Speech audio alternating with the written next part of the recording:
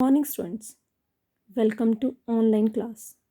In previous lectures, we discussed about economics, their basic concepts, as well as we discussed about the statistics, statistical stages, tools, and so on.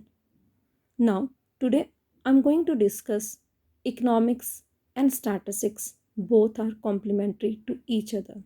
There is a basic relationship between economics as well as statistics.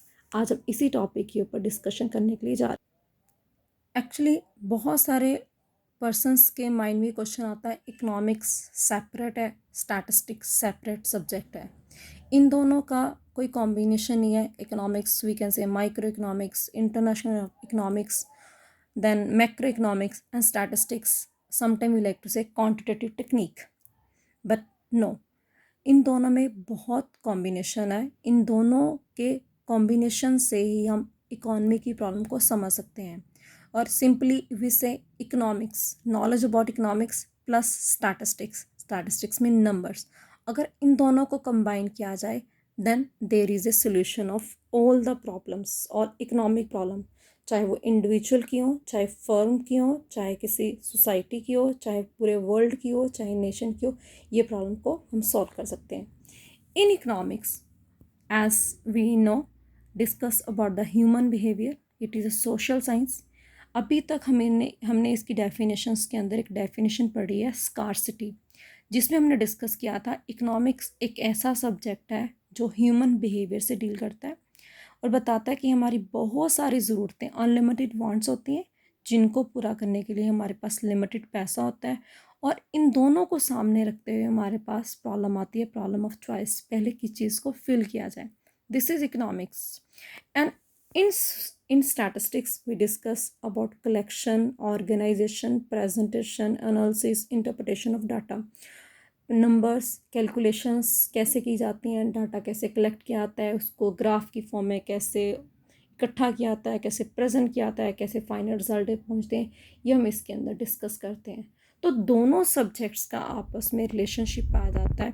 Economics plus statistics is equal to solution of all economic problems. With the help of example, we can discuss this one relationship. As we know, there are many economic problems, just like unemployment, poverty, inequalities of incomes. In problem को हम economic facts भी कह सकते हैं या economic data भी कह सकते हैं। और simply in simple language it is a quantitative data, quantity mean numbers, numbers mean statistics.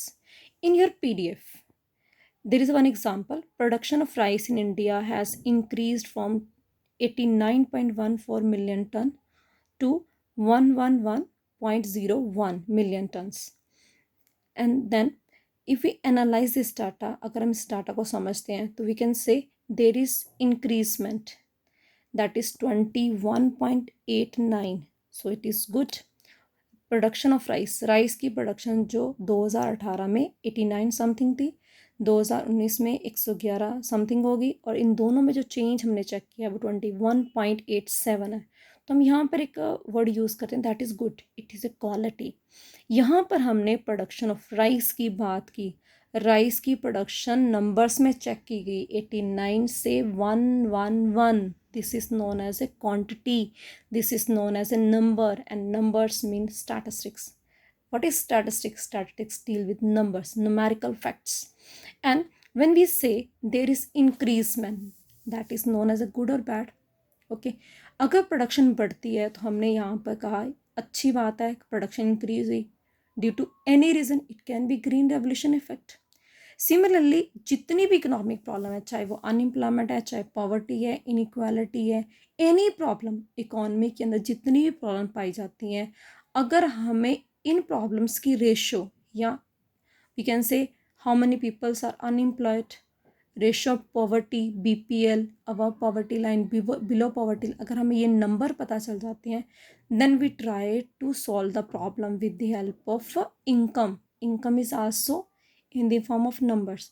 तो जितनी भी इकोनॉमिक प्रॉब्लम है उनको सॉल्व करने के लिए हम इन नंबर्स का यूज़ कर सकते हैं और करते भी हैं। हमारे जितने भी इकोनॉमिस्ट हैं, स्कॉलर्स हैं, रिसर्चर्स हैं, इन्हीं नंबर्स का यूज़ कर कर जितनी भी इकोनॉमिक प्रॉब्लम है, चाहे उनकी अपनी घर की प्रॉब्लम है, इंडिविजुअल प्रॉब्लम हो, चाहे उनकी बिजनेस की, अपनी फर्म की, अपनी कंपनी की, अपनी इंडस्ट्री की प्रॉब्लम हो, चाहे किसी सोसाइटी की, जैसे आजकल जो प्रॉब्लम चल रही है, या पूरे वर्ल्ड की प्रॉब्लम चल रही है, तो उन प्रॉब्लम को समझने के लिए उनको नंबर्स की ज़रूरत होती है। अगर उनको नंबर पता चल जाए, ये फैक्ट है, इकॉनमी की कंडीशन इतने परसेंट है, इतने लोग इस कंडीशन में है, तो वहाँ पर वो अपनी income, that is also in number, income का यूज़ कर कर, एफर्ट्स का यूज़ कर कर, या मनी को अलग अलग वे से यूटिलाइज कर कर इन प्रॉब्लम को सॉल्व कर सकते हैं।